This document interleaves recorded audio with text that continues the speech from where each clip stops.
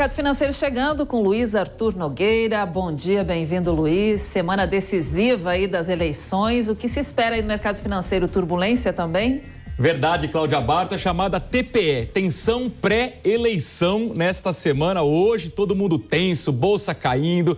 Enfim, bom dia a todos. Muito obrigado a você pelo carinho da sua audiência. Está no ar o Mercado Financeiro com as principais informações da economia, do mundo das finanças. Nesta semana decisiva de eleições aqui no Brasil, muita expectativa no Reino Unido com o anúncio oficial do novo primeiro-ministro, e claro que isso mexe com o mercado financeiro como um todo. Então não vamos perder tempo, direto para o telão, mostrando hoje o índice Bovespa em baixa forte de 1,46% aos 118.162 pontos. Eu já disse para vocês que o mercado financeiro disfarça, mas ele tem lado nessa eleição, prefere a agenda liberal do presidente Bolsonaro. Teremos várias pesquisas sendo divulgadas ao longo da semana. Hoje tem IPEC e é claro que se as pesquisas mostrarem uma aproximação dos dois candidatos, o chamado empate técnico, a Bolsa tende a reagir positivamente. Caso contrário, se as pesquisas mostrarem um distanciamento de Lula em relação a Bolsonaro, as bolsas tendem a cair. Então, uma semana de muita expectativa. No próximo gráfico, a gente vê que no mundo o cenário hoje é um pouco diferente. Tem mais otimismo, tanto nas bolsas americanas quanto nas bolsas europeias. Vamos olhar aqui o próximo gráfico. O índice Dow Jones abrindo em forte alta de 1,40%. S&P 500 também em alta de 1,03%. A bolsa eletrônica Nasdaq praticamente estável, uma leve queda de 0,08%. Na Europa, tudo no azul, tudo subindo. Frankfurt, 1,80%. Em Londres, 0,63% de alta. Em Paris, 1,83%. Em Madrid, 2,25%. Na Ásia, tivemos uma segunda-feira ruim, com queda em Xangai de 2,02%, apesar da alta do PIB da China acima das expectativas. A China está rodando ali num patamar de quase 4% de crescimento do PIB ao ano. Ainda assim, há um temor sobre esse novo mandato do Xi Jinping, com muito poder, uma espécie de ditadura lá, ele está mandando muito, o mercado fica meio com receio. No Japão teve uma pequena alta de 0,31%, mas em Hong Kong aí despencou 6,36% por conta dessas influências chinesas. E por fim, mercado de câmbio, normalmente quando o Ibovespa está muito em queda aqui, o dólar costuma subir contra o real. E é exatamente isso que está acontecendo, dólar em alta de 2%, R$ 5,26, o euro também subindo 1,86%, R$ 5,19, Bitcoin perdendo 1,13% aos 19.357 dólares. Bom, para comentar os assuntos, o início dessa semana, mercado financeiro, nós temos um convidado aqui nos estúdios da Jovem Pan News, é o Tomás Awad, ele que é sócio fundador da 3R Investimentos. Tomás, bom dia, seja bem-vindo, tudo bem? Bom dia, Luiz, tudo bem, tudo ótimo. Tomás, como é que você avalia essa semana pré-eleição? Como que deve ser o comportamento do mercado financeiro numa segunda-feira em que o Ibovespa abre em queda com o mundo em alta? A gente já deveria ter bastante emoção a semana com as pesquisas saindo. Acho que o seu prognóstico, a sua leitura é correta. O mercado tende a preferir a reeleição como um cenário mais claro. E aí, junto com isso, nós tivemos quando a gente brinca no mercado, a cereja do bolo, que é o que aconteceu na China final da semana passada. No fim de semana ficou mais claro, que é uma indicação para um novo mandato com uma concentração de poder muito grande na mão do Xi Jinping, que o mercado lê de maneira negativa, porque a chance deles cometerem erros quando uma pessoa só está decidindo tudo, ela é maior. E o Brasil tem uma vinculação com a China inevitável. Nós temos exportação de minérios, exportação de soja, de várias commodities que a gente exporta para lá, que é um mercado muito, muito importante para a gente. Então, vai ser uma semana com muita volatilidade, já começou hoje, acho que até de maneira surpreendente, a gente não esperava que a coisa na China ficasse tão clara da direção da política chinesa. Então, e aí vai ser a semana inteira olhando pesquisa e olhando para o mundo, vai ser bastante volátil. Tomás, a gente sabe que vocês lá na 3R Investimentos são muito especialistas em bolsa, né? Então eu queria, até aproveitando essa tarde, quem nos acompanha aqui por vídeo, no Panflix, no YouTube, tá vendo a pergunta, né? Será que bolsa sobe com Lula, sobe com Bolsonaro? Como é que está o cenário de vocês pós-eleições para a Bolsa de Valores? A gente tem um cenário que é meio parecido com o consenso de maneira geral, que é um cenário mais claro com reeleição de Bolsonaro, porque é um cenário em que você vai ter as estatais performando bastante bem em bolsa, provavelmente, Petrobras e Banco do Brasil, e você tem uma linha clara do lado de economia, que é uma linha mais liberal, de privilegiar o setor privado como fonte de crescimento da economia como um todo, né? Acho que o cenário Lula é um cenário ainda muito incerto e nossa expectativa é que, se o Lula for o vencedor, inicialmente você tem uma reação levemente negativa ou negativa, principalmente pela performance de Petrobras. Todo mundo meio que tem uma linha parecida, a não ser que o Lula, ao se eleger muito rapidamente, indique uma equipe econômica, ou pelo menos um ministro da Fazenda robusto, que o mercado tenha confiança que vai conseguir executar, que o mercado tenha confiança de que ele vai ter poder para executar, né? Isso é muito importante. Muita gente fala de nomes por aí, então um dos nomes citados é o nome do Meirelles. A grande dúvida é se o Meirelles se dispõe aí, se ele não tiver todo o poder que ele deseja ter. Uma coisa que nem todo mundo percebe, nem todo mundo repara, além do Ministério da Fazenda, Ministério da Economia, hoje chama assim, né? Você tem o que a gente chama de parafiscal, né? Então você tem as outras entidades do governo que fazem são muito importantes para o dia a dia. Então, você tem os bancos estatais, tem o BNDES, Caixa Econômica, Banco do Brasil, que podem atrapalhar o trabalho do ministro da Economia. Então, o Meirelles, por exemplo, para aceitar, se fosse convidado, provavelmente ele ia falar, só aceito se eu tiver controle sobre isso aí. E olhando hoje o que a gente tem de informação, parece pouco provável que o Lula se disponha a fazer isso, tá? Então, a nossa percepção é reação inicial não muito boa no caso de Lula. E aí vai depender de quem é o ministro da Economia e acho que as primeiras declarações, indicações de equipe, etc. Tá? Acho que esse que é o cenário que a gente tem hoje. Perfeito. Neste momento, pegando o gancho aí da fala do Tomás, as ações da Petrobras caem 4% no pregão neste momento. Tomás, se para vocês que são especialistas, são experts, já é difícil fazer essas manobras, fica comprado, fica vendido no mercado, como é que a gente orienta o nosso investidor, a nossa audiência, a pessoa física, numa semana tão complicada? Principalmente já pensando na sexta-feira. A pessoa vai dormir no fim de semana comprada, vai dormir vendida. É melhor nesse momento garantir renda fixa, tá com juros lá no céu? O que fazer? Olha, vou falar um pouco do que a gente está fazendo e aí tentar, obviamente, ajudar o público aí que está assistindo.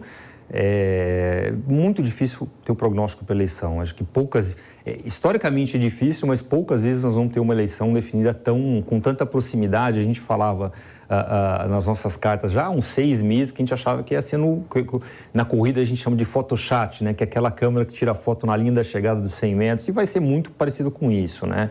Então, nós achamos, e se eu fosse dar algum tipo de recomendação, não vale você se posicionar muito apostando em um outro cenário. A nossa chance de acerto provavelmente aquela chance do bingo lá, de jogar a moeda para cima e 50% para cada lado. Então, eu acho que quando você está falando das suas economias, não vale a pena tomar esse tipo de risco. O que a gente tem feito, nós como gestores, é pouco risco, esperar o evento acontecer, ver a direção e aí sim se posicionar. Talvez você perca alguma coisa na segunda-feira ou perca um potencial de ganho, você deixe de ter um ganho a longo prazo. A gente acha que não vale a pena você se posicionar muito agressivamente. Então, a gente não está fazendo muita coisa, risco baixo, esperando ter uma definição mais clara. Tomás, e quando a gente fala de bolsa, vale a pena incluir no nosso portfólio aqui no Brasil ações americanas, num contexto em que o Fed, Banco Central Americano, vai ter de subir juros, podendo jogar a economia americana num processo mais recessivo? Vale a pena incorporar ativos dos Estados Unidos no nosso portfólio aqui no Brasil? Olha, a longo prazo, obviamente, para o investidor que já tem um tamanho mínimo, tem que ter uma diversificação, a gente recomenda, acho que todo mundo que estuda isso tem que ter uma diversificação, e vale sim. A economia americana é uma economia fantástica, que se reinventa, se cria novas maneiras de crescer, de se renovar, e em bolsa mais ainda, porque você tem em bolsa as melhores empresas, ou boa parte das melhores empresas americanas, que tem uma capacidade de se reinventar, de se posicionar, de crescer fantástica. Então, a longo prazo, com certeza vale. O momento global hoje é um momento muito difícil. Eu diria que, por incrível que pareça, mais difícil que o do Brasil. O Brasil, a gente precisa fazer o dever de casa mínimo, que é tirar as contas do governo de um déficit, o ano que vem provável, estimado entre 1,5 para um superávit ao longo do tempo, criar um pouco de confiança de que nós vamos, governo, conseguir pagar suas contas e ter uma dívida estável. Se a gente fizer isso, o Brasil tem um potencial, eu diria, maior e mais claro no curto e médio prazo do que lá fora. Então, eu não aumentaria minha exposição lá fora hoje. Acho que não é o momento de fazer isso. Perfeito. Eu queria aproveitar a presença do Tomás aqui nos estúdios da Jovem Pan News para colocar em tema educação financeira. Tem uma geração Z aí, os jovens, que estão tendo contato com a educação financeira. E olha que curioso, estão se utilizando dos games para poder aprender a investir. Vamos acompanhar a reportagem do Vitor Moraes e, na sequência, eu comento aqui com o Tomás.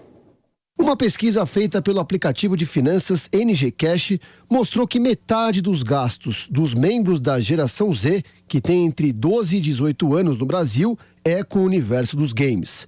A galera mais jovem investe não só em novos jogos, mas em compras de artigos para o uso interno em jogos como Roblox e Fortnite, por exemplo. Os dados da pesquisa foram levantados de acordo com a atividade desse público no aplicativo, que conta com 1 milhão de usuários, sendo que 80% deles têm entre 12 e 18 anos. Antônio Nakade, diretor de marketing da NG Cash, diz que isso mostra que essa geração está lidando com o próprio dinheiro e tendo contato com a educação financeira cada vez mais cedo. A gente analisou os hábitos de consumo, as tendências dessa geração, o que basicamente essa geração está fazendo e gosta hoje em dia. Então, o ponto principal que difere essa geração das demais é que essa é a primeira geração que nasceu 100% no mundo digital. Então, desde o início, desde muito cedo, esses jovens de hoje tiveram acesso a smartphone, a computadores, a jogos de console. Então, desde muito cedo na época dessa geração, eles tiveram acesso tanto à pesquisa quanto à educação financeira, procurando na internet, e tinham muito mais acesso a esse tipo de informação. Então, quanto a games, se a gente faz um recorte ali, quando eu era mais jovem, eu tô ali na pontinha da geração Z, assim, mais velha. Então, quando, mais ou menos ali na casa dos anos, início dos anos 2000, a gente tinha alguns jogos de console, como PlayStation, Xbox, alguns jogos de computador. Então, quem se considerava gamer era quem ficava ali umas 5 horas, 8 horas ali por dia jogando. Ainda sobre o consumo, as plataformas de lives são muito relevantes para essa geração Z e têm gerado uma grande movimentação de compras na categoria. Gustavo Meira, sócio da Final Level, diz que essa geração é o principal público consumidor do TikTok Lives, Discord e Twitch, além do YouTube, que lidera em consumo financeiro entre as plataformas de lives. A gente tem principalmente a galera gamer que vem para esse espaço aqui, que é a X-Dome, para fazer as suas gameplays com os seus times. Então a gente tem diversos eventos aqui, então por exemplo, Corujão, que a galera fica até de madrugada jogando juntos. Eles conseguem fazer isso, eles conseguem alocar as máquinas em grupo para fazer os seus gameplays aqui. Eles conseguem fazer stream, então tem uma sala de stream disponível para você que quer começar a fazer live jogando com seus amigos, mostrando para o público um pouco do conteúdo que você produz, você consegue usar a Arena para isso. Então ela é um mix ali do momento para você se reunir com os amigos, até mesmo vir para jogar sozinho, para curtir. Tem todos os jogos disponíveis, tem desde os PCs mais potentes realmente para jogar os jogos mais pesados, até consoles e jogos mais tranquilos. As outras categorias em que a geração Z mais gasta dinheiro são varejo, delivery, transporte, streaming, plataformas de lives e música. Muito bem, nós estamos aqui nos estúdios da Jovem Pan News, o Tomás Awad, que é sócio fundador da 3R Investimentos.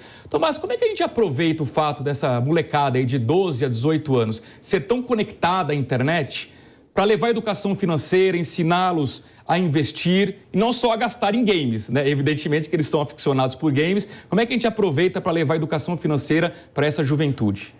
Sem sombra de dúvidas, o acesso é muito mais fácil, né? Na nossa geração, a minha geração, a sua, você precisava convencer a fazer um curso, ir para um lugar presencial, né?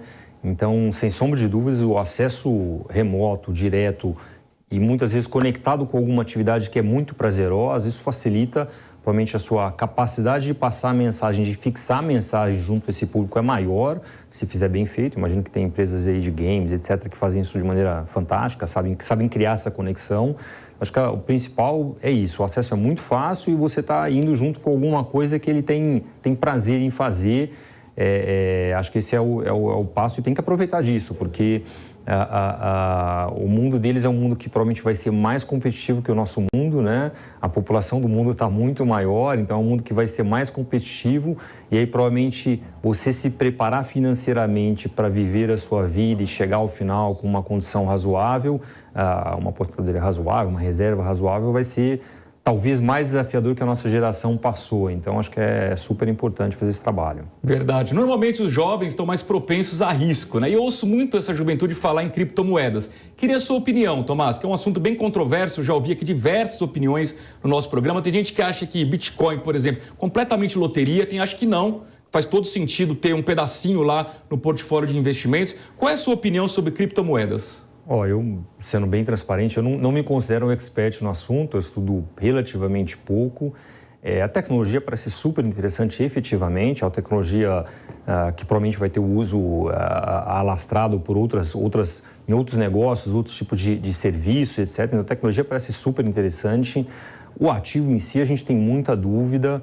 A gente não investe lá, não acha que tem muito sentido. É um ativo que tem oferta relativamente limitada, né? Você não controla a oferta, então nos parece que não é um ativo interessante. De maneira geral, a médio e longo prazo, você tem que ter um ativo que gera renda, por algum motivo vai ter valor na frente, porque vai ter gente querendo comprar, mas provavelmente tem alguma vinculação com geração de renda para frente também, mesmo que seja um imóvel, por exemplo. As pessoas compram imóvel para morar, acham que talvez valorize, protege contra a inflação, mas no fundo tem uma expectativa de que vai ter alguém querendo morar, depois ou alugar e vai ter algum tipo de renda por trás daquilo. Então, o Bitcoin não tem nada disso, não tem nenhuma dessas características, tá? Verdade. Bom, agora são 11 horas e 28 minutos, hora certa na PAN. Eu vou chamar o Tomás daqui a pouquinho para um último comentário sobre 2023, mas eu queria antes mostrar o Boletim Focus. Toda segunda-feira sai o Boletim Focus pelo Banco Central e a gente mostra no telão aqui, olha, pela 17ª semana consecutiva foi reduzida a projeção de inflação para esse ano. Acompanhe só aqui, olha só. 5,60% a projeção para esse ano. Ainda acima do teto da meta de 5%, mas vem caindo. Convenhamos, para quem chegou a ter uma inflação acima de 10%, até que está bem comportada. Lembrando que nos Estados Unidos a inflação em torno de 8% e na Europa beira os 10%. Portanto, a inflação no Brasil bem menor do que lá fora no exterior. Para o ano que vem também vem caindo 4,94%, lembrando que o teto da meta para o ano que vem é de 4,75%. Em termos de crescimento econômico, o PIB melhora para esse ano 2,76% e aos poucos vai melhorando o PIBinho do ano que vem, agora em 0,63%. De resto, nada mudou. Dólar para o fim desse ano, 5,20. Fim do ano que vem, 5,20. Selic para esse ano não muda mais, 13,75%. Para o fim do ano que vem, 11,25%. Então, eu queria chamar de volta o Tomás Awad, que é sócio fundador da 3R Investimentos, para a gente encerrar a entrevista com uma perspectiva para 2023. Tomás, quando você olha para o Brasil em termos de crescimento econômico, você está pessimista, você está otimista, cauteloso, ou o seu sentimento vai depender também do resultado das eleições? Como é que você enxerga Brasil em 2023? Com certeza o sentimento depende do resultado da eleição, que ele vai dizer por onde vamos tentar crescer, né? Tem um caminho que já está mais claro, que é iniciativa privada, potencialmente com privatizações adicionais, etc., que é um cenário que a gente gosta mais em termos de economia, e o outro cenário é desconhecido. Então depende, com certeza. Acho que a gente não pode perder de vista que vai ser um mundo muito complicado. Hoje é um reflexo disso, o que aconteceu na China está pesando na Bolsa Brasileira, e vai ser um mundo muito complicado, com juros mais altos, muita dívida em todos os países, ou em grande parte dos países do mundo, não em todos, obviamente. Então, é um mundo que vai atrapalhar o Brasil. Eu comentei antes sobre a questão da potencial eleição de Lula e o que seria Lula. Além da incerteza, quem que é o ministro, como é que vai ser a agenda dele, acho que é bom lembrar, né? O Lula vai ter um controle sobre o Congresso menor, pelo menos inicialmente. A gente viu o resultado das eleições, que elegeu bancadas em Câmara e principalmente no Senado, que são bancadas ideologicamente um pouco mais distantes da agenda do Lula, né? Então vai dificultar o trabalho do dia a dia do governo dele de aprovar medidas lá. tem uma consequência ruim disso aí. Tem a consequência boa, que ele limita a capacidade dele de fazer coisas muito estranhas, vamos dizer assim. A consequência ruim é que provavelmente ele vai usar de maneira mais agressiva o que ele pode usar, o que está sob controle dele, que são as empresas estatais, os bancos estatais, que é uma coisa que a longo prazo é ruim para o Brasil. Então, acho que é bem importante isso, é uma coisa que pode surpreender para o lado negativo. E aí, quando a gente olha para a Bolsa, você tem Petrobras e Banco do Brasil com peso muito relevante em Bolsa. Então, cenário para 2023, hoje, a gente tem que falar, infelizmente, ele ainda é um pouco incerto, porque depende do que nós vamos fazer domingo, quem nós vamos eleger no domingo, né? E aí, para nós está claro, a reeleição, você provavelmente vai ter coisas acontecendo no Brasil que vão nos ajudar a ir melhor que o mundo, continuar indo melhor que o mundo. Então, isso é mais claro. No caso de eleição da oposição ao governo atual, é uma incerteza maior e nós vamos ter que observar dia a dia. Acho que uma parte do mercado tem uma leitura de que vai ser pragmático, que ele não vai fazer grandes movimentos à esquerda, né, que é o que o mercado tem mais medo. Acho que tem que observar. Nós não temos isso claro na 3R, que ele vai tomar essa posição mais pragmática, não. Muito bem, agradecemos a participação aqui nos estúdios da Jovem Pan News de Tomás Awad, ele que é sócio fundador da 3R Investimentos. Tomás, muito obrigado, um bom dia, até uma próxima oportunidade. Obrigado a você. E para encerrar os mercados financeiros de hoje, em véspera de eleição, você sabe que é muito importante acompanhar os gastos públicos. Auxílio taxista, auxílio caminhoneiro e o governo, claro, que não é bobo nem nada, está turbinando os pagamentos. Acompanhe a reportagem de Daniel Lian. O auxílio aos caminhoneiros e aos taxistas terá adiantamento. De acordo com o balanço do Ministério do Trabalho, são aproximadamente 360 mil caminhoneiros e 297 mil taxistas. A quarta parcela já foi paga. Já a quinta e a sexta terão novos calendários em relação aos dias 19 e 10 de dezembro e, inicialmente, esse pagamento era previsto para os dias 26 e 17 de dezembro. Quem tiver dúvidas em relação aos caminhoneiros, ligar para a Central de Atendimento Alô Trabalho no número 158 ou então na Central de Atendimento da Caixa no número 111. Já em relação aos taxistas, cada prefeitura terá a responsabilidade por conceder as informações. O auxílio prevê pagamento de R$1.000 mensais, mas quem não retirar em até 90 dias terá o benefício recolhido ao Tesouro Nacional.